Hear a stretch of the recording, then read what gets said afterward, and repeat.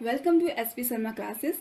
तो आज की क्लास में हम सीटेट और अस्टेट में पूछे हुए प्रीवियस ईयर क्वेश्चंस करेंगे जो कि चाइल्ड पेडागोगी से हैं। तो आइए देखते हैं। तो फर्स्ट क्वेश्चन में बोला हुआ है to understand individual differences in development it is important, यानी कि आपस में एक इंसान ये समझने के लिए कि एक इंसान में क्या विभिन्नता यानी कि अलग है, उसके लिए एक विकास की प्रक्रिया में सबसे ज़्यादा महत्वपूर्ण किस बात पे क्या भूमिका होती है। पहला है to look at the environmental factor that affect individuals, यानी कि हमें पर्यावरण के जो पक्ष होते हैं उसको देखना चाहिए। दूसरा है to consider maturation of the body and the brain, यानी कि शरीर और दिमाग के बीच में जो परिपक्वता होती है हमें उसको महत्व देना चाहिए। थर्ड ने बोला हुआ है to consider both inherited characteristic as well as environmental factor and their interplay, यानी कि हमें जो हमारी जो वंशागत रूप से जो हमारी जो भूमिकाएं होती हैं या फिर पर्यावरणीय कारक होते हैं जो हम लोगों को एक दूसरे से अलग करते हैं उस पर हमें विचार करना चाहिए। या फिर फोर्थ में वो जो बोला हुआ है कि to look at the inherited characteristic that give each person a special start in the life, यानी कि हम क्या करेंगे अपने जो वंशागत विशेषताओं पे वो विचार करेंगे जो प्रत्येक व्यक्ति यानी कि हर इंसान को जीवन की विशेष शुरुआत में देती है। यानी कि जब हमारी लाइफ स्टार्ट होती, बच्चे जब बड़े पैदा होते हैं उसके हिसाब से जो जो हमें जो है हमें जो पूर्वज से मिलती है उस पर हम लोग उसी पे फोकस करेंगे। तो देखिए जो इसमें जो पहला नंबर ऑप्शन बोला हुआ है to look at the environment, तो देखो पहली बात तो ये समझनी चाहिए कि विकास के कितने पक्ष होते हैं। देखो विकास में तो बहुत लंबी भूमिका होती है, खाली खाली सिर्फ मानसिक विकास या फिर शारीरिक विकास विकास तो होता है नहीं। विकास के बहुत सारे पक्ष होते हैं जैसे कि सामाजिक हो गया, नैतिक हो गया, संवेगात्मक हो गया या फिर है ना।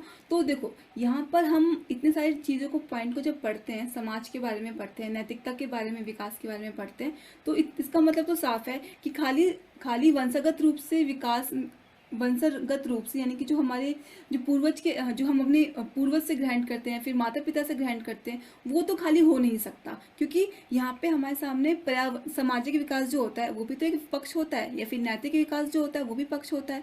तो यहाँ पे क्या हो रहा है विकास की विभिन्नताओं के लिए इन दोनों में डिफरेंस होंगे। जैसे सामाजिक विकास में हर इंसान का सोचने का तरीका उस समाज अलग अलग समाज में रहता है, या फिर नैतिक विकास में उनका जो विकास होता है अलग अलग होता है। या शारीरिक रूप से बात करें तो आंखों का रंग अलग होता है या फिर शरीर का ढांचा अलग होता है। उस रूप से कोई लंबा होता है, कोई छोटा होता है, कोई मोटा होता है, कोई पतला होता है, उस हिसाब से देखें तो क्या हो रहा है कि दो पॉइंट सामने आ रहे हैं। पहली बात कि इन्वायरमेंटल भी आ रहा है, दूसरा हेरिडिटी भी आ रही है, यानी कि पर्यावरण भी आ रहा है और वंशानुगत भी आ रहा है। तो इस हिसाब से देखें तो ये जिस जिस ऑप्शन में ये दोनों हमको मिलेंगे ना वो करेक्ट हो जाएगा। जैसे कि पहले में हमने देखा कि खाली इन्वायरमेंट की बात हो रही है तो वो गलत हो जाएगा, पर्यावरण खाली पर्यावरण कारक तो नहीं होंगे। और जो दूसरे में बोला हुआ है परिपक्वता दिमाग और बॉडी की, तो ये भी गलत हो जाएगा क्योंकि इसमें हमारी जो पर्यावरण की बात कर रही है की जाती है वो नहीं है। और जो थर्ड में देखो क्या बोला हुआ है to consider both inherit characteristic as well as environmental factor, देखो दोनों की बात हो रही है और बोला गया है कि वंशागत विशेषता और पर्यावरण कारक दोनों ही पारस्परिक रूप से काम करते हैं, ये दोनों मिलकर काम करते हैं। ठीक है, तो जब हमने ये देखा कि जो वंशागत रूप में हमारे सामने सारे पक्ष आते हैं, ये सामाजिक हो गया, नैतिक हो गया, शारीरिक हो गया, तो इसमें क्या होगा ये दोनों ही सामने ये सारी चीजें मिला के क्या हो जाएंगे विकास की विभिन्नताओं के लिए महत्वपूर्ण हो जाएंगे। इसलिए ऑप्शन नंबर जो थर्ड है वो हमारा करेक्ट हो जाता है। ठीक है, क्योंकि ये एक इंपॉर्टेंट पॉइंट होता है दोनों ही रूप से। और जो लास्ट में बोला हुआ है to look at the inherited characteristic that give each person special start in life, ठीक है वो बात तो ठीक बोल रहे हैं, पर खाली सिर्फ इनहेरिट यानी कि वंशागत रूप से हम उस चीज़ को नहीं ले सकते हैं, हमें सब चीज़ों को लेकर चलना पड़ेगा। ओके, तो नेक्स्ट क्वेश्चन देख लेते हैं। तो इसमें पूछा हुआ है कि which of the following is not a principle of development, यानी कि इनमें से कौन सा विकास का सिद्धांत नहीं है। ठीक है, इसमें ये बोला हुआ है कि विकास का सिद्धांत नहीं है, ये पूछे। अब विकास के बहुत सारे सिद्धांत होते हैं, पहले तो ऑप्शंस देख लेते हैं। डेवलपमेंट इज रिलेटिवली ऑर्डरली, यानी कि विकास जो होगा हर इंसान का विकास जो होगा वो तुलनात्मक रूप से क्रमिक होता है। देखो पहले क्वेश्चन में पढ़ो कि इसमें नहीं की बात कर रहे हैं, तो हमको इस ऑप्शंस में से जो सही सिद्धांत है, जो सही वो प्रिंसिपल है उसको चुनना है। ठीक है, डेवलपमेंट इज रिलेटिवली ऑर्डरली, यानी कि जो विकास जो होता है वो हर इंसान का विकास जो होगा वो तो एक क्रमिक होगा, यानी कि ऑर्डर में होगा। और सेकंड में जो बोला हुआ है कि development take place gradually over a period of time, यानी कि विकास जो होगा वो क्या करेगा समय के साथ धीरे धीरे होगा, ये नहीं कि एक बार में ज़्यादा हो गया एक बार में कम हो गया, नहीं वो समय के साथ क्या करेगा धीरे धीरे होता जाएगा। फिर बोल रहा है exact speed and nature of development determine at the age of birth itself. यानी कि इसमें बोला हुआ है कि जो विकास की जो गति होती है ना, स्पीड जो होती है हर इंसान के डेवलपमेंट की, वो जो जन्म के टाइम पे ही वो हो जाती है। मतलब कि एक इंसान की जो डेवलपमेंट किस तरह से होगी वो बर्थ के टाइम पे फिक्स हो जाती है, इसमें ये बोला हुआ है। फोर्थ में बोला हुआ है individually develop at different rates. यानी कि हर इंसान अलग अलग स्तर पे बड़ा होता है, व्यक्ति अलग अलग गति से बढ़ता है, स्पीड से बढ़ता है। ठीक है, तो देखो पहली बात हमें विकास के सिद्धांत में ये समझना पड़ेगा। ऑप्शन नंबर ए में बोला हुआ है कि ऑर्डर की बात हो रही है। ठीक है, तो वो देखो ऑर्डर क्या होता है। ऑर्डर इन सेंस की डेवलपमेंट की ऑर्डर क्या होगी कि अगर कोई बच्चा एक छोटा बच्चा पहले एक शब्द सीखता है, फिर दो शब्द सीखता है, फिर एक लाइन बोलना सीखता है, तो वो क्या हो गया, एक ऑर्डर हो गया। उसके जो विकास की जो स्पीकिंग की जो बोलने का विकास हो रहा है वो एक ऑर्डर में हो रहा है। या फिर वो चलना पहले क्रोल या फिर रेंगना सीखता है, फिर क्या करता है, फिर वो थोड़ा थोड़ा पैर पे खड़ा होता है, फिर दौड़ता है। इस तरह से जो उसकी जो विकास की जो गति है वो ऑर्डर में हो रही है। तो ये तो वही सही है, क्योंकि एक विकास का सिद्धांत ये होता है कि विकास जो होगा क्रम से होता है।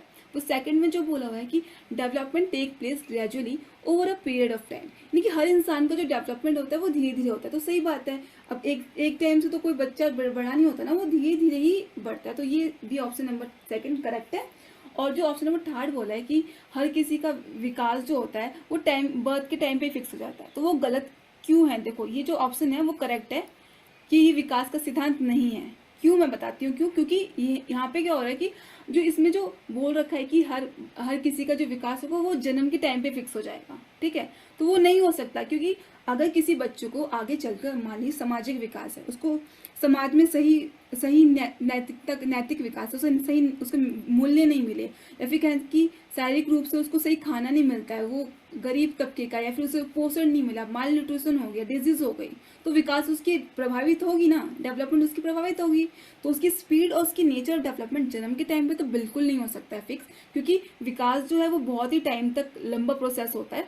तो इस वजह से किसी भी इंसान का जो डेवलपमेंट होता है ना वो बर्थ के टाइम पे फिक्स नहीं कह सकते। हाँ, कुछ पक्ष उसके वंशागत रूप से हो सकते हैं, पर वो जो डेवलपमेंट होती है विकास, वो बहुत सारी चीज़ों पर निर्भर करता है। क्योंकि विकास का हमेशा याद रखिएगा, खाली शारीरिक विकास ही विकास नहीं होता है, विकास के बहुत सारे पक्ष हैं। ठीक है, और जो फोर्थ में बोला है individually develop at different rates, यानी कि हर जो इंसान होता है वो अलग अलग गति से विकास करते हैं। तो ठीक बात है कि देखो अगर आप सेम एज के बच्चों को लेके देख लीजिए, उनको वो क्या सेम हाइट के होंगे, हो सकता है कि नहीं हो, उनकी बौद्धिक क्षमता जरूरी नहीं है कि सेम हो, अलग अलग होगी। यानी कि व्यक्ति के अंदर जो विकास की गति है ना वो अलग अलग होती है। कि एक ही एज के बच्चे का कोई बच्चा एक ही सेम एज में कोई लंबा हो सकता है, कोई छोटा हो सकता है हाइट में। देखो इस तरह से हमने समझा। तो option number 1, second and fourth correct है कि वो विकास के सिद्धांत होते हैं, बल्कि जो ऑप्शन नंबर थर्ड है वो इनकरेक्ट हो जाएगा। अब नेक्स्ट देख लेते हैं। Several research studies so that teachers have more overall interaction with the boys than girls. What is the correct explanation for this. यानी कि इसमें बोला हुआ है कि अनेक शोध से ये पता चलता है कि जो शिक्षक जो होते हैं ना लड़कियों की अपेक्षा, नहीं कि लड़कियों की अपेक्षा लड़कों पे ज़्यादा मतलब उनसे इंटरेक्शन करते हैं। ठीक है, तो इस स्टेटमेंट के पढ़ने के बाद आप क्या सोचेंगे, मतलब आपकी वो किस वजह से हो रहा है। ठीक है, ये पूछा हुआ है बेसिकली। तो ऑप्शन नंबर ए में बोला हुआ है कि boys needs more attention than girls, यानी कि जो लड़कों को लड़कियों की तुलना में ज़्यादा अवधान यानी कि अटेंशन की जरूरत होती है, उनको जरूरत होती है। ठीक है, फिर सेकंड में बोला हुआ है this is an example of gender बाइस इन टीचिंग। ये शिक्षण में एक लिंग पक्षपात का एक उदाहरण है। यानी कि इसमें क्या हो रहा है ना कि जो टीचर क्या कर रहा है, लड़का और लड़कियों के बीच में भेदभाव कर रहा है, लिंग पक्षपात कर रहा है। थर्ड में बोला गया boys are easier to manage than girls in the classroom, यानी कि जो लड़कों को बहुत आसानी से संभाला जा सकता, सॉरी लड़कियों की तुलना में लड़कों को आसानी से नियंत्रित किया जा सकता है, कि संभाल सकते हैं उनको। ठीक है, फिर फोर्थ ने बोला है कि boys have much more academic capabilities than girls, यानी कि लड़कियों की तुलना में लड़कों में शैक्षिक क्षमता काफ़ी अधिक होती है। तो देखो यहाँ पे तो बहुत सिंपल आंसर है कि यहाँ पे क्या कर रहा है टीचर। देखो समझने का इतना कुछ है नहीं इसमें, क्योंकि इसमें सारे पॉइंट्स बहुत सिंपल दे रखे हैं, सारे जो हैं ये सब नेगेटिव। फर्स्ट में देखो तो वो अटेंशन की बात करें तो ये भी एक नेगेटिव एक्सपेक्ट है, क्योंकि ये तो गलत है बिल्कुल। और सेकंड में बोल रहा है कि जेंडर वाइज, तो ये तो आपसे हमारा करेक्ट हो जाएगा, क्योंकि यहाँ पे टीचर क्या कर रहा है, दोनों के बीच में भेदभाव कर रहा है उसके, क्योंकि बाकी सब चीज़ें तो एकदम मतलब गलत ही हैं। जैसे थर्ड ने बोला हुआ है कि ईजियर टू मैनेज गर्ल्स, तो ये भी गलत है, क्योंकि उनको संभाल नहीं सकता है, या फिर उनकी कैपेबिलिटी अलग अलग होती है। तो ये सब तो बातें गलत ही हैं एकदम से। ये सिंपली एक एग्जाम्पल है जेंडर बायस का, और कुछ नहीं है। टीचिंग में जो ये जो उदाहरण दे रखा है, ओके, तो इसमें इतना कुछ है नहीं समझने का, बहुत सिंपल है। अब नेक्स्ट देखते हैं।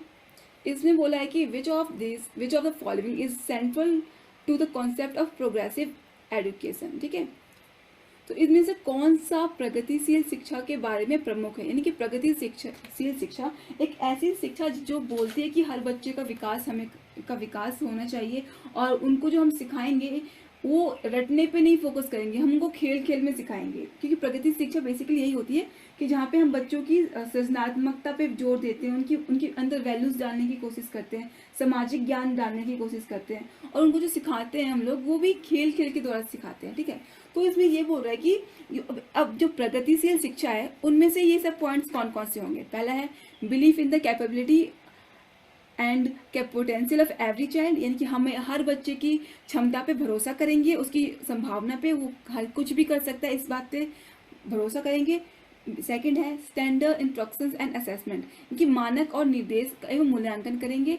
स्ट्रिक्टिव motivation and uniform assessment parameters, बाह्य प्रेरणा तथा एकरूप मूल्यांकन का मापदंड करेंगे। या फिर डी है टेक्स्ट बुक सेंट्रिक लर्निंग, यानी कि हम पाठ्य पुस्तक केंद्रित अधिगम करवाएंगे। तो देखो यहाँ पे बेसिकली जब मैंने आपको समझाया कि प्रगतिशील शिक्षा होती क्या है, ओके, तो उसमें तो मैंने आपको बताया कि ऐसी शिक्षा जहाँ पे हम बच्चों के उसकी को खेल खेल में सिखाते हैं, उसकी सृजनात्मकता पे जोर देते हैं, उसकी जो वैल्यूज है मानवता के उस पे हम डालने की कोशिश करते हैं।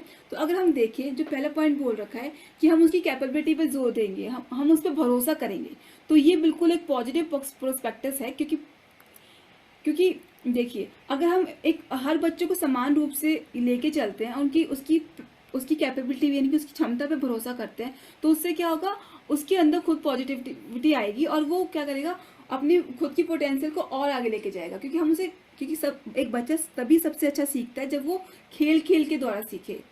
ठीक है, इस वजह से ऑप्शन नंबर ए जो है वो करेक्ट है। जबकि ऑप्शन नंबर बी भी बोला है कि स्टैंडर्ड इंस्ट्रक्शन असेसमेंट, तो वो तो गलत हो जाएगा कि हम उन सबको मानक निर्देश और मूल्यांकन करें एक स्टैंडर्डाइज तरीके से, क्योंकि बेसिकली हम यहाँ पे सबको आगे ले जाने की बात कर रहे हैं ना, तो ये तो है नहीं। और जो थर्ड में बोला है एक्सटेंटिव मोटिवेशन एंड यूनिफॉर्म असेसमेंट, तो ये भी गलत हो जाएगा कि बाह्य प्रेरणा तथा एकरूप मूल्यांकन, नहीं कि सबको एक ही तरह से मूल्यांकन किया जाए और उनको मोटिवेट किया जाए। भाई मोटिवेट तो ठीक है, बट मूल्यांकन तो गलत हो जाएगा ना। और जो फोर्थ में जो बोल रखा है टेक्स्ट बुक सेंट्रिक लर्निंग, तो देखो खेल खेल मतलब लर्निंग बाय इसमें प्लेइंग बोल रहा है ना, तो टेक्स्ट बुक कहाँ से आ जाएंगी, क्योंकि अगर हम बुक्स की बात करेंगे तो वो रटने पे फोकस हो गया कि बुक्स को इसमें सेंटर बना के दिया हुआ है, तो वो तो गलत हो जाएगा। तो ऑप्शन नंबर ए जो है कि हम उसकी कैपेबिलिटीज और उसकी पोटेंशियल पे बिलीव करते हैं, वो बिल्कुल करेक्ट हो जाएगा। अब नेक्स्ट देख लेते हैं।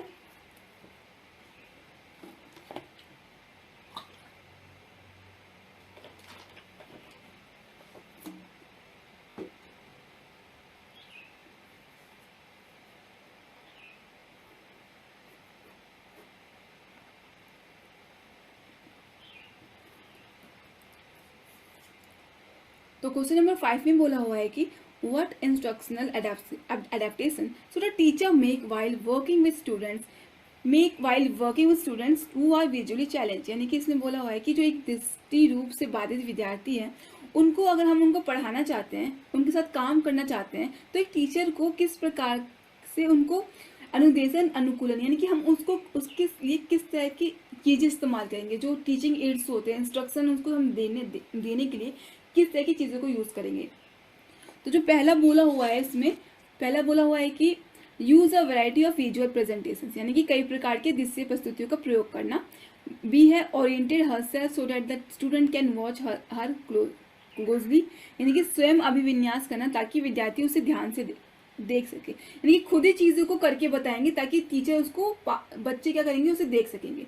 Focus on a variety of return task specially worksheet, यानी कि अनेक प्रकार के लिखित विशेष रूप से वर्कशीट पर ध्यान केंद्रित करेंगे, यानी कि रिटर्न नोट्स उनको देंगे, ठीक है बेसिकली। फोर्थ में बोला है speak clearly and use a lot of touch and feel material, यानी कि हम बहुत ही साफ तरीके से बोलेंगे और ऐसी चीज़ों का इस्तेमाल करेंगे जिसको हम छू भी सकते हैं और फील कर सकते हैं। ओके, तो देखो इसमें बात किसकी कही गई थी, इसमें बात की गई थी विजुअली चैलेंज बच्चों की, यानी कि वो दृष्टि रूप से बाधित हैं। अब इसमें जो बात बोल रहे हैं कि फर्स्ट में जो ऑप्शन में बोला है कि हम उसको विजुअली प्रेजेंटेशन करवाएंगे, दृश्य प्रस्तुतियां करवाएंगे, तो ये तो एकदम से रॉन्ग हो जाएगा क्योंकि उसका कोई मतलब नहीं है। अगर एक बच्चे को दृश्य विजुअली उसको प्रॉब्लम है तो आप उस कैसे यूज कर सकते हो प्रेजेंटेशन का, विजुअल प्रेजेंटेशन का। बी में जो बोला हुआ है कि आप खुद ही उसी चीज को करके दिखाओगे खुद, तो ये भी गलत हो जाएगा कि वो देख ही उसको प्रॉब्लम है देखने में तो वो कैसे देखेगा, ठीक है। और थर्ड ने बोला है focus on variety of return task. अब रिटर्न टास्क दे दोगे तो वो कैसे, मतलब तो कहीं से तुक नहीं बन रहा है ऑप्शन का। फिर फोर्थ में जो बोला है कि speak clearly and use a lot of touch and feel material, तो ये तो भाई ठीक है क्योंकि देखो जो उनको जो यूजुअली चैलेंज लोग होते हैं उनको लिख कर, जैसे ब्रेल लिपि होती है या फिर हम टाइपिंग की बात कर लें तो उसमें टचिंग की सारा चीज़ होता है, और जो मटेरियल जो छू के पढ़ सके क्योंकि उनकी जो बुक्स होती है वो ब्रेल लिपि में होते हैं, वो उसे फील करके उसे पढ़ते हैं। तो ऑप्शन नंबर जो फोर्थ है वो करेक्ट हो जाएगा कि हम उनको ऐसी चीज़ें प्रोवाइड कराएंगे जिसमें हम टच और फील दोनों ही तरह से और इस तरह की चीज़ों का बहुत ही ज़्यादा मात्रा में प्रयोग करेंगे, ठीक है, यानी कि बहुत उसका यूज़ करेंगे। अब नेक्स्ट देख लेते हैं क्वेश्चन।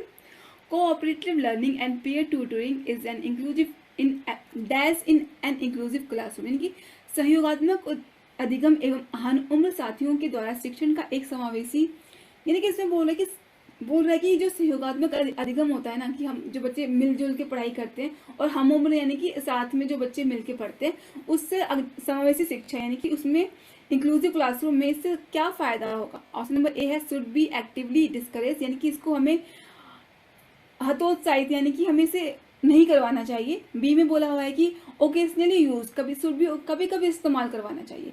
थर्ड में बोला हुआ है शुड नॉट बी यूज, उसको इस्तेमाल नहीं करवाना चाहिए।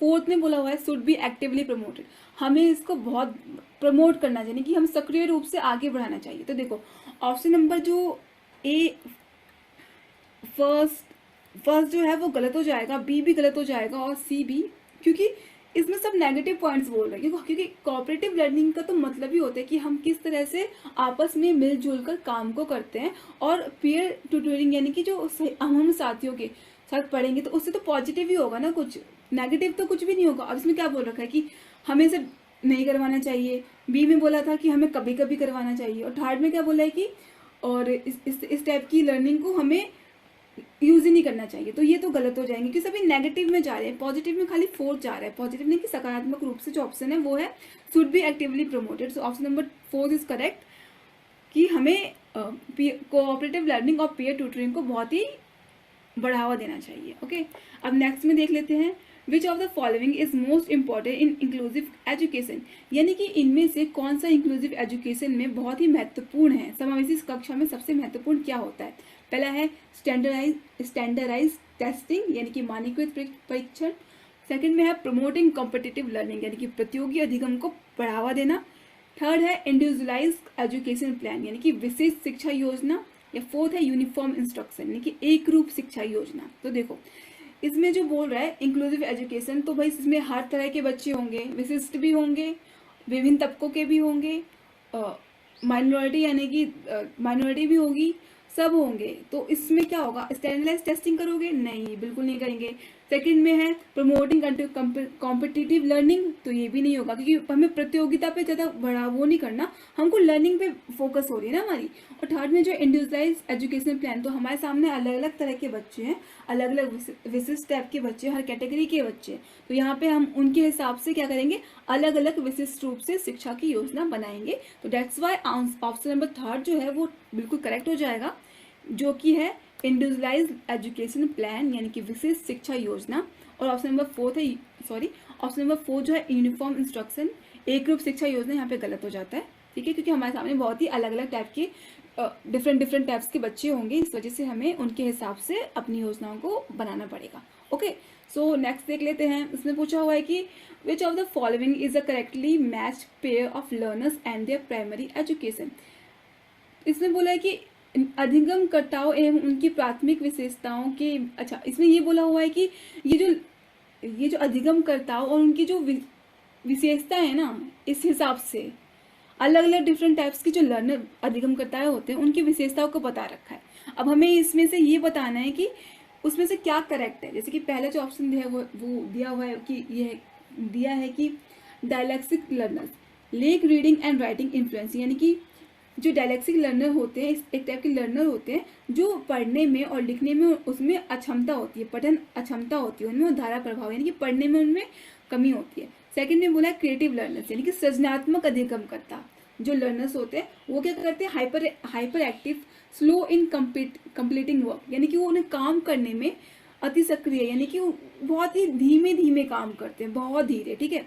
और जो थर्ड में बोला हुआ है कि अटेंशन डेफिशिएंट लर्नर्स यानी कि high motivation can sustain attention, अवधान कमी अधिगम करता, यानी कि इसमें क्या बोला हुआ है, उच्च अभिप्रेरणा लंबे समय तक अवधान बनाए रख सकते हैं, यानी कि अभिप्रेरणा यानी कि जो मोटिवेशन होती है। अब जो अटेंशन डिफिशिएंट टाइप के बच्चे जो होंगे, लर्नर्स जो होंगे, वो क्या करेंगे, उनके अंदर हाई मोटिवेशन को ज़्यादा देर तक मतलब सस्टेन नहीं कर पाएंगे, लंबे समय तक अवधान बनाए रखते हैं। फिर फोर्थ है हेयरिंग इम्पेयर्ड लर्नर जिनको सुनने में प्रॉब्लम होती है, श्रव्य क्षतिग्रस्त अधिगमकर्ता जो तो उसके बारे में क्या बोला है कि दृश्य की बोला हुआ है कि कांट कॉम्प्रिहेंशन विजुअल इंफॉर्मेशन, यानी कि वो चीज़ों को देख नहीं सकते और वो कॉम्प्रिहेंशन यानी कि समझ नहीं पाते हैं, दृश्य सूचनाओं को समझ नहीं सकते हैं। तो देखो हम ऑप्शन को पहले रॉन्ग करते हुए चलेंगे। देखो ऑप्शन नंबर 4 जो हमने में पढ़ा हेयरिंग इम्पेयरमेंट के बारे में, तो हेयरिंग इम्पेयरमेंट लर्नर तो वो लर्नर होंगे जो इनको सुनने में प्रॉब्लम है, यानी कि श्रव्य उनको सुनने में प्रॉब्लम है। अब सुनने में प्रॉब्लम है तो उसमें बोला था कि विजुअली इंफॉर्मेशन, तो ये तो इनकरेक्ट हो जाएगा फोर्थ। और जो थर्ड में बोला हुआ है कि अटेंशन डेफिशिएट, इसमें अब वो अटेंशन लेने की कोशिश कर रहे हैं, तो यहाँ पे तो वो इस तरह से उनमें जो अभिप्रेरणा की बात करी तो वो तो सही नहीं होगा, है ना, हाई मोटिवेशन कैसी होगी उसमें। फिर जो बोले क्रिएटिव लर्नर्स के बारे में बोल रहे हैं कि वो बहुत ही स्लो काम करते हैं, बहुत ही काम को धीमे करते हैं, तो ये तो होगा नहीं, क्योंकि क्रिएटिव जो बच्चे होते हैं उनकी जो आईक्यू होती है बहुत ज़्यादा होती है, नॉर्मल से तो नॉर्मल के ऊपर के, नॉर्मल जो लर्नर होते हैं सामान्य अधिगम करता उससे ऊपर आते हैं, और तो उनकी जो वो स्लो लर्नर तो हो नहीं सकते, यानी कि धीरे तो काम पूरा नहीं करते, बल्कि तो सृजनात्मक बच्चे होते हैं जो बहुत अच्छे से काम पूरा करते हैं। तो ये भी ऑप्शन जो इसके बारे में कहा गया वो गलत हो जाएगा। और जो फर्स्ट में बोला डायलैक्सिक लर्नर, और उसमें जो डायलैक्सिक लर्नर में क्या बोला हुआ है कि lake reading and writing fluency, तो ये तो करेक्ट है, क्योंकि जो डायलैक्सिक लर्नर होते हैं वो उनमें एक तरह की अक्षमता होती है जो पढ़ने में और लिखने में उनकी जो उनकी जो गति को है वो धीमे करती है। इस वजह से ऑप्शन नंबर ए जो है वो करेक्ट हो जाता है कि क्योंकि ये इसकी विशेषता है, बाकी सारी जो बातें बोली गई है ना वो इनकरेक्ट है। तो नेक्स्ट क्वेश्चन में बोला हुआ है कि the ability to come with original and divergent solution to a problem is a primary characteristic, यानी कि एक समस्या का मूल एवं अवसायी समाधान हो, यानी कि अवसायी समाधान मतलब डाइवर्जन, ऐसा जो हम ऐसा सोल्यूशन लेके आते हैं जो सामान्य नहीं है, हम बहुत ही फैला हुआ है, हमारी जो सोच होगी वो क्या होगी, बहुत ही बटी फैली हुई, हम बहुत डाइवर्स यानी कि फैले तरीके से सोच सकते हैं। समाधानों के करने की योग्यता निम्नलिखित रूप से किसकी एक प्राथमिक विशेषता, यानी कि इसमें से किसकी ऐसी डाइवर्स सोचने की क्षमता होती है, सॉल्यूशंस करने की क्षमता होती है, किस टाइप के बच्चों में। तो पहला है इम्पेयर्ड चिल्ड्रन, क्षतिग्रस्त बच्चों की। सेकंड है क्रिएटिव चिल्ड्रन, सृजनात्मक बच्चों की। थर्ड है चिल्ड्रन विद लर्निंग डिसएबिलिटी, यानी कि ऐसे बच्चे जिनमें अधिगम की अक्षमता है। फोर्थ है ईगोसेंट्रिक चिल्ड्रन, यानी कि अहम केंद्रित बच्चों की। तो देखो पहले बोला हुआ है कि इम्पेयर्ड चिल्ड्रन, ठीक है। तो देखो इम्पेयर्ड चिल्ड्रन की तो विशेषता नहीं हो सकती अवसायी समाधान, क्योंकि अवसायी समाधान का मतलब ये होता है कि जब आप बहुत ही खुले तरीके से सोचते हो, ठीक है। अब यहाँ पे जो क्षतिग्रस्त बच्चे हैं वो लोग इस तरह से नहीं सोच सकते, और वो नॉर्मल बच्चों के नीचे, मतलब उनकी जो आईक्यू जो होता है उसके नीचे आता है, तो क्षतिग्रस्त बच्चे तो होगा नहीं। और सेकंड में बोला क्रिएटिव चिल्ड्रन, तो देखो क्रिएटिव चिल्ड्रन ही सृजनात्मक बच्चे इस तरह के बच्चे होते हैं जो अपनी सोच को अलग तरीके से सोचते हैं। इस टाइप के बच्चे जो थे उनका आईक्यू 90 के ऊपर होता है, 90 से लेके 110 के बीच में होता है, और इनकी सोच काफ़ी वो डाइवर्स तरीके से सोचते हैं, अलग तरीके से सोचते हैं। ओके, तो इस वजह से जो ऑप्शन नंबर हमारा बी है वो करेक्ट हो जाएगा कि ये बच्चे जो होते हैं वो सृजनात्मक बच्चे होते हैं, क्रिएटिव चिल्ड्रंस होते हैं जो अपनी अपनी समस्याओं को समाधान करने के लिए डाइवर्स थिंकिंग यानी कि खुद से बहुत ही बाहरी तरीके से सोचते हैं। अब सारी इनकी सोच होती है। ओके, तो और जबकि जो ऑप्शन नंबर थर्ड ने बोला है कि अधिगम अक्षमता की बात बोल रही है, वो गलत हो जाएगा क्योंकि देखो अधिगम डिसेबिलिटी ये तो उसमें अब साइज डाइवर्जेंट सोल्यूशन तो कर ही नहीं सकते, अलग तरीके से सोच के अपने अपने समस्याओं को सॉल्व नहीं कर सकते। फोर्थ में जो इगोसेंट्रिक बोला हुआ है वो भी गलत हो जाएगा कि अहम केंद्रित बच्चे तो इस तरह से नहीं कर पाएंगे, खाली जो सृजनात्मक बच्चे जो होते हैं वो इस तरह से सोच सकते हैं और या फिर प्रॉब्लम को सॉल्व कर सकते हैं। अब नेक्स्ट क्वेश्चन देखते हैं कि नेक्स्ट क्वेश्चन में बोला हुआ है कि which of the following would not consistent with the constructive environment, यानी कि इनमें से कौन सा कंस्ट्रक्टिव इन्वायरमेंट यानी कि संरचनात्मक परिवेश के साथ मेल नहीं खाता है। देखो कंस्ट्रक्टिव इन्वायरमेंट तो की बात हो रही है यानी कि संरचनात्मक, तो देख लेते हैं ऑप्शन नंबर क्या, ऑप्शन में क्या क्या बोला हुआ है। Student work collaboratively and are given support to engage in task और oriented dialogue with each other, यानी कि बच्चे क्या करेंगे, एक दूसरे से बातचीत करेंगे। तो पहली बात तो देखो ऑप्शन में नहीं की बात की गई है, तो हमको ना सही ऑप्शन को करेक्ट करना पड़ेगा, पॉजिटिव आंसर्स को देखना पड़ेगा पहले। तो स्टूडेंट वर्क यानी कि बच्चे क्या करें, सहयोग, एक तरीके से आपस में मेल मिलाप करके कार्य को कर रहे हैं और बातें कर रहे हैं और एक दूसरे को सहयोग करें, इसकी बात बोली गई कि मिलजुल के काम कर रहे हैं बेसिकली। सेकेंड में बोल रहे हैं teacher actually student ideas and experience in relationship to key topics and plan teaching learning to elaborate or restrict their current knowledge, यानी कि टीचर क्या कर रही है बच्चों के आइडिया को, उसके टॉपिक्स को सब कुछ अच्छे से पढ़ा रही है और उसे मिला जुला के उनकी जो नॉलेज को फिर से बिल्डअप कर रही है, रिकंस्ट्रक्ट कर रही है, यानी कि पुनः संरचना कर रही है उनकी ज्ञान को, उसकी उनकी और किस तरीके से, अपनी शिक्षा के योजना के तरीके से। ओके, तो सेकंड में ये बोला हुआ है। और थर्ड में बोला हुआ है कि teacher aim for specific end up of the term assessment strategies and given feedback on products rather than process, यानी कि टीचर क्या कर रहा है कि वो मूल्यांकन कर रहा है रणनीतियों पे की बजाय फीडबैक दे रहा है ज्यादा, यानी कि feedback on product rather than process, यानी कि फीडबैक पे ज्यादा जोर दे रहा है। फिर फोर्थ में बोला हुआ है कि student are given frequent opportunity to engage in complex meaningful problem based activities, यानी कि बच्चों को अवसर दिए जा रहे हैं किस चीज में, यानी कॉम्प्लेक्स बच्चों को गतिविधियों में लगे रहने के लिए और लगातार अवसर प्रदान किए जा रहे हैं कि उनको प्रॉब्लम सॉल्व करने के लिए चीजें करवाई जा रही हैं। तो देखो यहाँ पे नंबर ऑप्शन नंबर 1 जो है वो भी करेक्ट है। ऑप्शन नंबर 2 जो है, क्योंकि ऑप्शन नंबर 1 में क्या बोला कि उसमें जो मिलजुल के काम, सहयोग की भावना की बात करी जा रही है, तो ऑप्शन नंबर वो करेक्ट हो जाएगा। सेकंड ने बोला हुआ था कि बच्चे क्या कर रहे हैं, अपने एक्सपीरियंस से टॉपिकों को सीख रहे हैं, मिलजुल अपने टीचर उनकी नॉलेज को बिल्डअप कर रहा है, यानी कि रिकंस्ट्रक्ट पुनः संरचना कर रहा है उसकी। ओके, और थर्ड में जो बोला हुआ है, थर्ड तो यहाँ पे ऑप्शन नंबर थर्ड में बोला हुआ है वो गलत हो जाता है ऑप्शन, क्योंकि यहाँ पे क्या हो रहा है कि अध्यापक क्या कर रहा है, मूल्यांकन पे खाली जोर दे रहा है उसकी, यानी कि उसकी प्रदर्शन उसकी जो उस पर नहीं और बाकी चीजों पे नहीं दे रहा है। Teacher are specific end of term assessment strategies पे ध्यान दे रहा है और फीडबैक। ओके, तो देखो और फोर्थ में जो बोला हुआ था कि उसको अपॉर्चुनिटी दी जाती है एंगेज होने के लिए इन सब चीज़ों के लिए, तो वो भी ठीक हो जाएगा कि यहाँ पे प्रॉब्लम सॉल्व कर रहा है। बट खाली ऑप्शन नंबर थर्ड जो है वो गलत हो जाएगा, क्योंकि संरचनात्मक इन्वायरमेंट का मतलब होता है जहाँ पे बच्चे अपनी नॉलेज को कंस्ट्रक्ट करते हैं, खुद अपनी नॉलेज को बनाते हैं, एक तरीके से नई योजनाएं बनाते हैं कंस्ट्रक्टिविज्म में। ओके, तो ये जो ऑप्शन नंबर थर्ड है वो गलत हो जाता है, बाकी सारे ऑप्शंस करेक्ट। तो क्वेश्चन नंबर 11 में बोला हुआ है कि the teacher should encourage student to set rather than dash।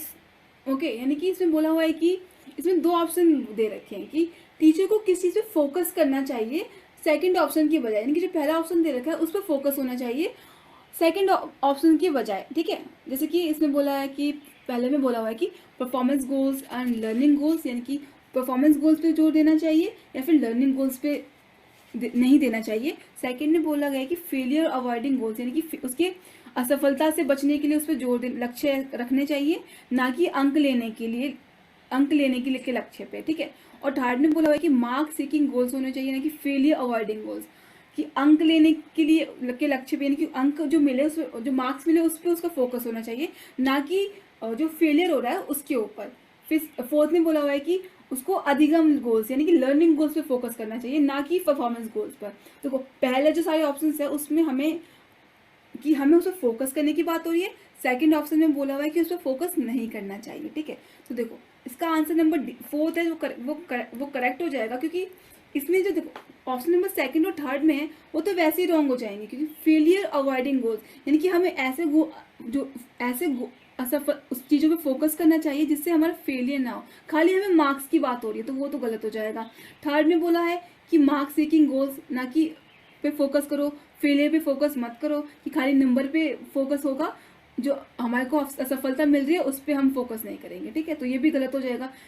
और जो फर्स्ट में बोला हुआ है कि परफॉर्मेंस गोल्स और लर्निंग गोल्स, क्योंकि दोनों ही चीज़ें यहाँ पे सेम एक तरह से समान रूप से सामने आ रही है हमारे, तो यहाँ पर परफॉर्मेंस पे हम और लर्निंग में फ़र्क ये हो जाएगा कि लर्निंग में हमारा अधिगम हो रहा है और परफॉर्मेंस में हम उसको बस करके दिखा रहे हैं, तो हमारा जो फोकस होगा वो लर्निंग पे होना चाहिए, क्योंकि हम जितना सीखेंगे परफॉर्मेंस का तो उतना नहीं है, बट सबसे महत्वपूर्ण शिक्षा में होता है टीचर्स के लिए कि आप उसको अधिगम करवाओ। ठीक है, परफॉर्म का पहले उसकी लर्निंग पे ज़्यादा जोर दो। इस वजह से ऑप्शन नंबर 4 है वो करेक्ट हो जाता है, जबकि बाकी ऑप्शन रॉन्ग हो जाएंगे। अब नेक्स्ट क्वेश्चन देख लेते हैं। नेक्स्ट क्वेश्चन में है विच of the following does not result in meaningful facilities of learning, यानी कि एक अधिगम के लिए इनमें से कौन सी चीज़ें सही नहीं है ये बोल रखा है। तो इसमें देख लेते हैं। इसमें पहला है कि प्रमोटिंग रिपीटेटिव एंड रिकॉल, यानी कि बच्चों को बस रट्टा मरवाओ, रिकॉल कराओ, दोहराओ उसको उसकी याददाश्त की क्षमता, स्मरण शक्ति बढ़ाओ, उसको प्रमोट करो। ठीक है, सेकंड में बोला है use of example and non examples, यानी कि हम यहाँ पे उदाहरण और ऐसे उदाहरणों का प्रयोग करेंगे और गैर उदाहरण, यानी कि हम हमारी किताबों से भी मिले और हमें समाज से भी मिले गैर उदाहरण, यानी कि अलग तरीके से। फिर है encourage multiple ways of looking at problem, यानी कि हम समस्याओं को सुलझाने के लिए बहुत सारे अनेक तरीकों से विचार के लिए प्रोत्साहित करेंगे। ठीक है, फिर है connecting new knowledge to the pre existing knowledge, यानी कि हम उसकी पुरानी जो नॉलेज है उसको हम नई नॉलेज के साथ जोड़ेंगे। तो देखो पहला है कि प्रमोटिंग रिपीटेटिव एंड रिकॉल, तो ये तो हम एक तरह से रुको, क्योंकि हमको यहाँ पे क्या करना था, यहाँ पे हमें सही ऑप्शन को देखना है ना। तो बी में क्या बोला था कि हम एग्जाम्पल्स देखते, तो वो तो करेक्ट है।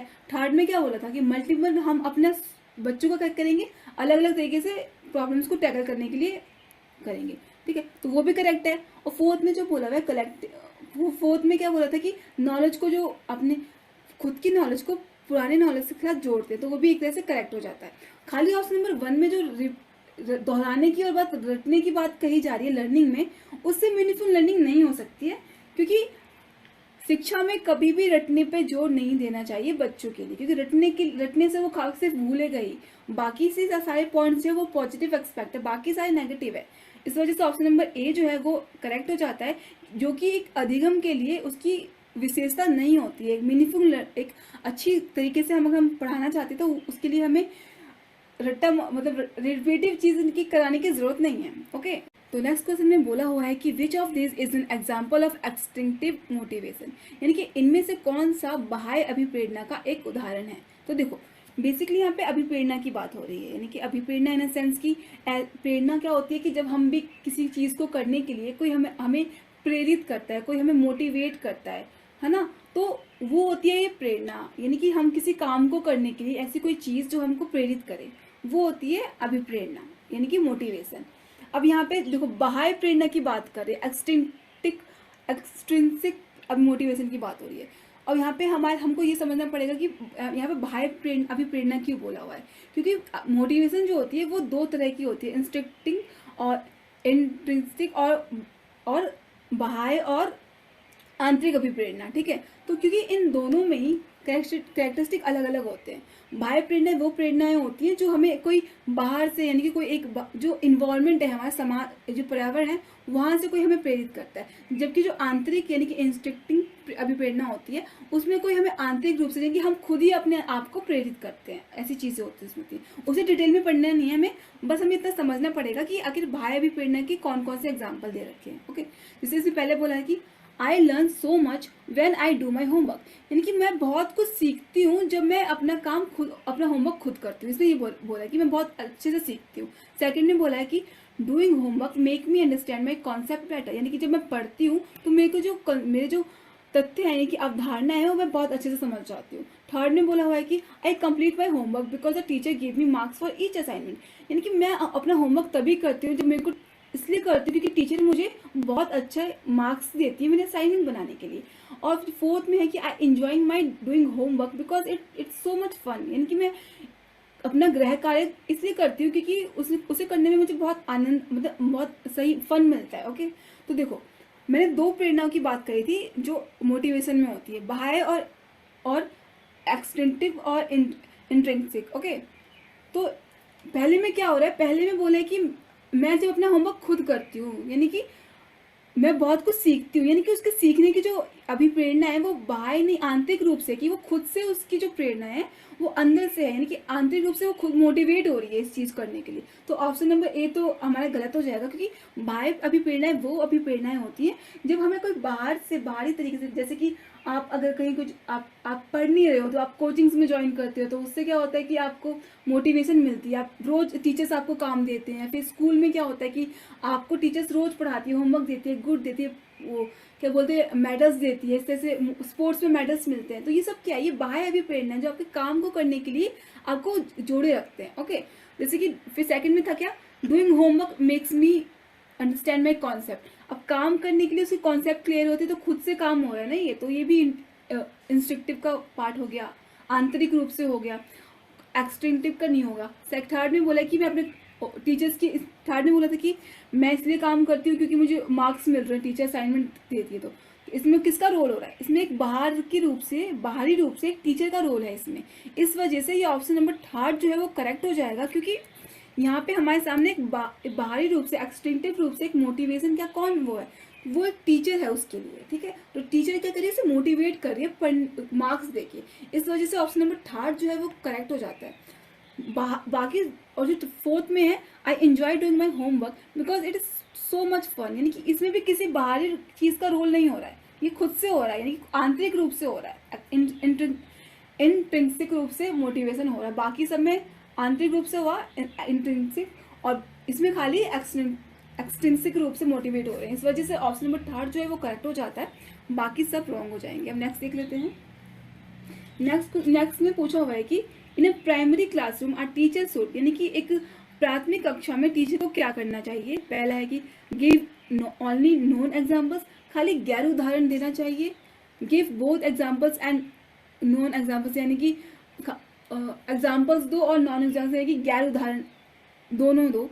फिर है not give any examples and non examples, उसको उदाहरण, बच्चों को उदाहरण नहीं मत दो और दोनों को, मतलब कुछ भी उनको एग्जाम्पल्स देने ही नहीं है आपको। ओके, फोर्थ में बोला कि गिव ओनली एग्जाम्पल्स, खाली एक ही एग्जाम्पल दो। देखो अब एग्जाम्पल्स तो वो हो गए कि आप नॉर्मल रूप से कोई उदाहरण दो बच्चों को चीज़ों को समझाने के लिए।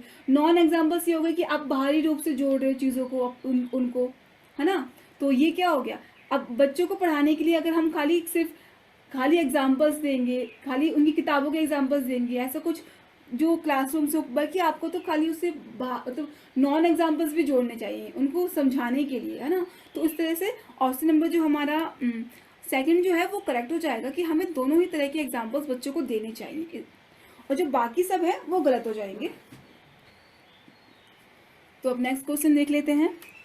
क्वेश्चन नंबर 15 में बोला हुआ है कि which of the following strategies would promote meaning making in children, यानी कि इनमें से कौन सी स्ट्रेटेजीज बच्चों को मीनिंगफुल यानी कि अर्थ निर्माण करने में बढ़ावा देता है। यानी कि अब क्या इसमें क्या बोला हुआ है क्वेश्चन में कि अगर कोई इंसान अपना नॉलेज को बिल्डअप करना चाहता है, कंस्ट्रक्ट करना चाहता है, तो उसे क्या करना चाहिए इन सब चीज़ों में से। ठीक है, पहला है ट्रांसमिशन ऑफ इंफॉर्मेशन, यानी कि रचनाओं का संरक्षण, यानी कि चीज़ों को याद करते जाओ, रचनाओं को।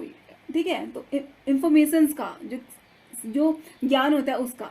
सेकेंड में बोला है यूज पनिटिव मेजर्स, यानी दंडात्मक साधनों का प्रयोग करो, बच्चों को पढ़ाने के लिए आप उन्हें दंड दो। ठीक है, थर्ड में बोला यूनिफॉर्म एंड स्टैंडर्डाइज टेस्टिंग, हम उनका टेस्ट करेंगे, एक रूप एवं मानकीकृत परीक्षण हिंदी में बोलते हैं।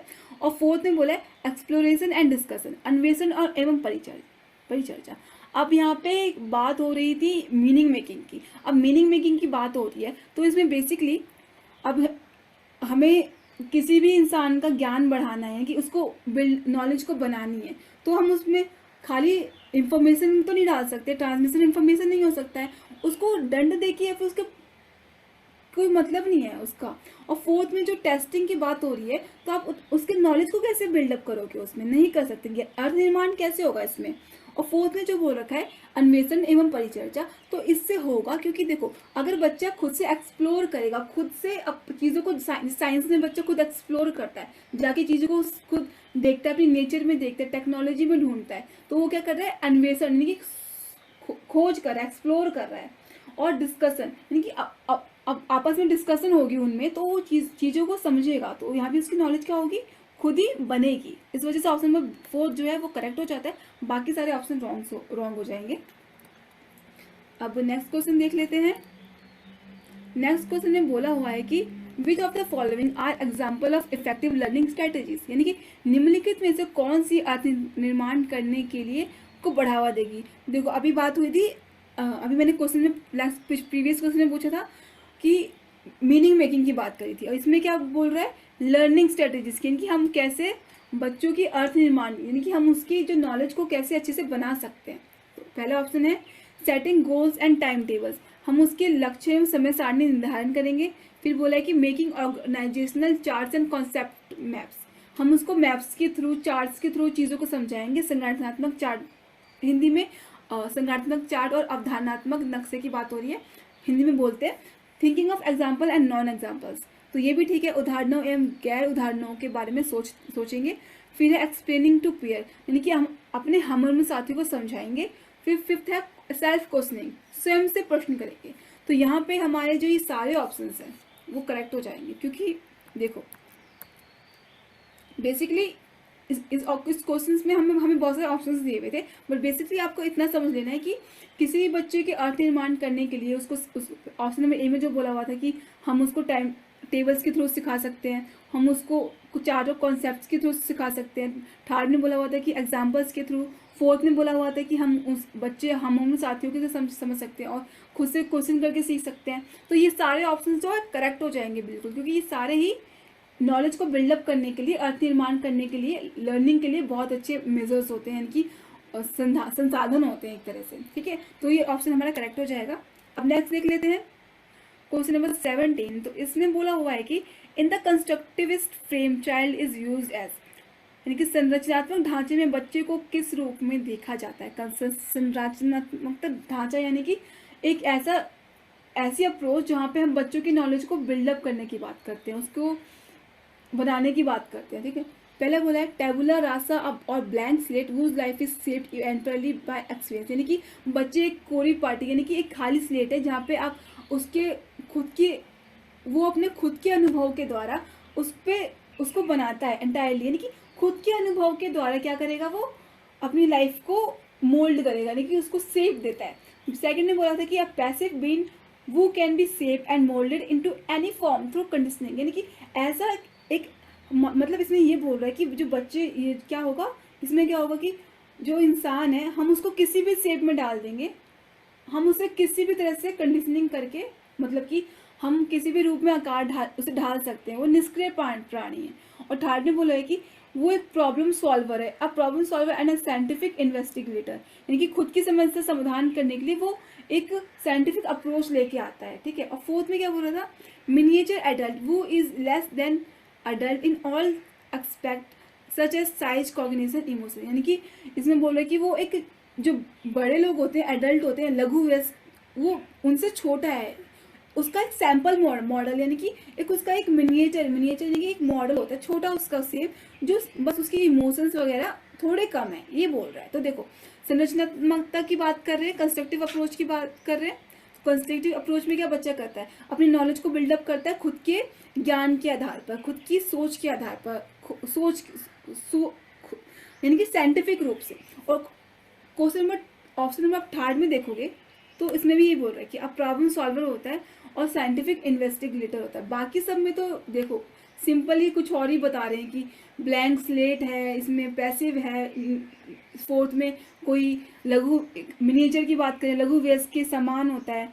तो ये ठीक है, तो ये सब क्या हो गया, ये सब तो है। पर कंस्ट्रक्टिव अप्रोच फ्रेम में ये बोला जाता है कि बच्चे क्या होते हैं, हम उनको उनकी नॉलेज खुद ही बिल्डअप करते हैं, किस तरह से, साइंटिफिक अप्रोच की तरह या फिर परिचर्चा की तरह, इस तरह से।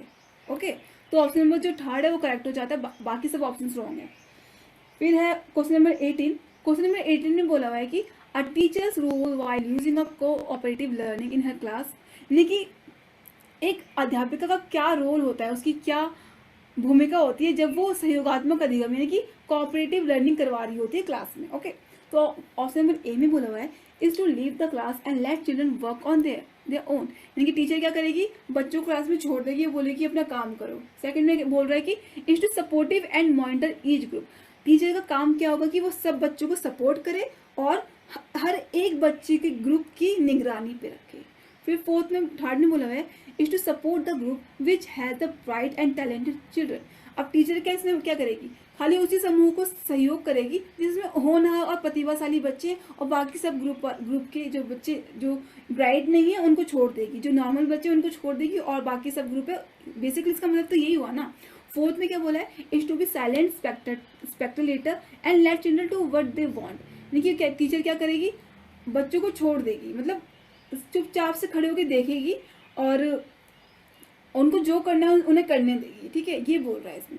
तो यहाँ पे हमारा जो फर्स्ट में है वो गलत हो जाएगा कि टीचर छोड़ के चली जाएगी, ये तो बिल्कुल रॉन्ग है। थर्ड ने बोला, सेकंड में बोला कि सपोर्ट करेगी और निगरानी रखेगी, तो ये ऑप्शन हमारा करेक्ट हो जाता है, क्योंकि अब बच्चे तो आपस में काम करेंगे ही सहयोगात्मक अधिगम में, पर उनको अकेले तो नहीं छोड़ा जा सकता ना, नहीं छोड़ा जा सकता, उन पर निगरानी है, उनको सब जरूरत पड़ती है, तो उन वहाँ पे तो टीचर को अवेलेबल रहना पड़ेगा, अकेले नहीं छोड़ा जा सकता बच्चों को, इस वजह से। और थर्ड में जो बोला हुआ था कि खाली ब्राइट स्टूडेंट को सपोर्ट करना, तो ये तो किसी भी तरह से सही नहीं है। फोर्थ में जो बोला कि खाली साइलेंट स्पेक्टर, खाली एक मूक दर्शन बन के खड़ी रहेगी, कुछ होगा नहीं, टीचर को कुछ करना नहीं होगा, तो ये भी गलत हो जाएगा।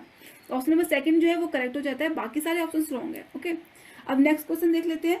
नेक्स्ट क्वेश्चन में बोला हुआ है कि चिल्ड्रंस एरर एंड मिसकंसेप्शंस, यानी कि बच्चों की गलतियां एवं भ्रांत धारणाएं इनमें से क्या होती हैं। ओके, ऑप्शंस में से are a hindrance and obstacle to the teaching learning process, ये एक तरह से क्या होता है कि बच्चों की अधिगम जो लर्निंग सीख रहे होते हैं ना, अधिगम की प्रक्रिया जो होती है उनमें वो एक रुकावट का रोल करती है, यानी कि इससे प्रॉब्लम टीचर के लिए एक प्रॉब्लम की तरह होता है कि बच्चों को कुछ ये जो सोचते हैं अलग अलग तरीके से, उनकी जो मिसकंसेप्शन होती है कि छोटे बच्चों की होती है कि जो अनरियल सोचते हैं, जो रियलिटी में नहीं रहते हैं वो लोग। ठीक है, सेकंड क्या था, should be ignored in the teaching learning process, इसमें बोल रहा है कि जो भ्रांतियां है ना बच्चों की, जो मिसकंसेप्शन है उसको इग्नोर करो, उसको मतलब उसके बारे में डिस्कशन ही मत करो बच्चों से, ये बोल रहा है। थर्ड में बोला है signify the children capabilities for inferior than the of adult, ये क्या बता रहा है कि टीचर की जो बच्चों की जो क्षमता है ना वो क्या है, बहुत ही निम्न स्तर की है, बहुत ही छोटे स्तर की है। ठीक है, फिर है फोर्थ में बोल रहा है कि are a significant step in the teaching learning process, ये एक बहुत ही महत्वपूर्ण प्रोसेस, टीचिंग लर्निंग का बहुत ही महत्वपूर्ण प्रोसेस होता है। हमने ऑप्शंस देख लिए, बेसिकली हमारा जो ऑप्शन नंबर ए है वो यहाँ पे करेक्ट हो जाएगा, क्योंकि टीचर्स की ये जो बच्चों की जो ये गलत भ्रांतियाँ होती है ये लर्निंग में सबसे बड़ी प्रॉब्लम लेके खड़ा करती है, क्योंकि अगर उनकी सोच जो है वो खाली अनरियलिटी पे होगी, या फिर उनकी जो पहले की प्रॉब्लम्स, उनको अगर प्रॉब्लम्स, उनकी जो गलतियाँ वो नहीं सुधार रहे हैं, तो वो लर्निंग में डिफिकल्टी इसलिए खड़ा करेगी क्योंकि इससे आगे के टीचर से समझाने में उसे प्रॉब्लम होगी, इसलिए वो उसके लिए ऑब्स्टेकल है। बाकी बी में क्या बोला था कि उसे इग्नोर कर दो, तो ये तो वही सही गलत है। थर्ड ने बोला हुआ था कि उसकी कैपेबिलिटी को क्या करते, बड़ों से हिसाब से कम होती है, तो वो तो ठीक है, बट ऑप्शन नंबर ए है वो बिल्कुल सटीक है, बिल्कुल परफेक्ट है। और फोर्थ में क्या बोला था कि ये क्या है, बहुत ही टीचिंग लर्निंग का बहुत ही अच्छा प्रोसेस में बहुत ही इंपॉर्टेंट रोल अदा कर रहा है, वो महत्वपूर्ण कदम तो है, पर उसको सॉल्व तो नहीं हो रही ना, ये भ्रांतियां सबसे बड़ी ऑब्स्टेकल है हमारे लिए, इस वजह से ऑप्शन नंबर ए जो है वो करेक्ट हो जाता है। तो क्वेश्चन नंबर 20 में बोला हुआ है कि अकॉर्डिंग टू पियाजे specific psychological structures organise way of making sense of experience are called, यानी कि पियाजे के हिसाब से जो हम हमारे दिमाग की जो मनोवैज्ञानिक संरचनाएं होती हैं, जो हम खुद की एक्सपीरियंस और सेंस ऑफ एक्सपीरियंस से बनाते हैं, वो उसे क्या कहते हैं। पहला है स्कीमस, सेकेंड है इमेजेस, थर्ड है मेंटल मैप्स, या फोर्थ मेंटल ट्यूज। स्कीमा प्रतिमान, मानसिक मैप या फिर मानसिक उपकरण। तो देखो, अब पियाजे ने जो थ्योरी दी है कॉग्निटिव डेवलपमेंट की, संज्ञानात्मक विकास की, उसमें ये सारी चीज़ें तो कुछ ना कुछ उनका रोल होता है। ओके, जैसे कि स्कीमस की बात करी जाए, स्कीमस एक ऐसा एक पैटर्न ऑफ सेट होता है। जैसे कि आप मान लीजिए आपके सामने एक जानवर आता है, ठीक है, या फिर आता है, आपको पता कैसे चलेगा वो कौन सा जानवर है। यानी कि आपके दिमाग में पहले से उसके बारे में कोई इन्फॉर्मेशन फीड होगी, पहले से पता होगा आपको उस जानवर के बारे में कुछ। यानी कि जैसे कि अगर आपके सामने कोई डॉग आया तो आपको पता होगा कि डॉग की फीचर्स क्या है। कैट आया तो कैट आई तो आपको पता होगा कि उसकी बिल्ली की फीचर्स क्या क्या होते हैं। उसके हिसाब से जो इन्फॉर्मेशन आपके दिमाग में पड़ी हुई है, आप उसको देखेंगे, उसको ऑर्गेनाइज करेंगे, सेंस करेंगे खुद के एक्सपीरियंस के हिसाब से। अब वो क्या करेंगे, आपकी नॉलेज में आई और आपने क्या किया, जब उस जानवर को देखा या फिर डॉग या फिर कैट बिल्ली जो भी है, आप क्या करोगे, उस चीज़ के बारे में इंफॉर्मेशन आपके दिमाग में आ जाएगी। बस इतना समझ लिया। तो इसमें क्या बोला था कि ऐसा स्ट्रक्चर जहाँ पे आपकी जो मीनिंग सेंस है वो एक्सपीरियंस के थ्रू हो रही है ऑर्गेनाइज में, वो है स्कीमस। तो बेसिकली स्कीमस यही होता है कि एक ऐसा सेट होता है पैटर्न जो आपकी सोच को, जो दिमागी क्षमता को बताता है। ओके, चीज़ों को सामने जब आती है उसको आप स्कीमस में रख सकते हैं। अपने अनुभव के हिसाब से आप उस चीज़ों को समझते हैं और जानते हैं, स्कीमस में आता है। इमेजेस में, इमेजेस खाली प्रतिमान की आप किसी चीज़ के बारे में क्या सोचते हैं। मेंटल मैप यानी मानसिक मैप की आपके किसी चीज़ को करने की क्या मतलब मैप में ऐसा आता है। मेंटल टूल्स यानी कि मानसिक उपकरण। तो आप और तो इसको तो आप अच्छे से समझ। तो आज की क्लास में बस हम 20 क्वेश्चंस करेंगे। नेक्स्ट क्लास में हम इसको ही कंटिन्यू करते हुए आगे के क्वेश्चंस करेंगे।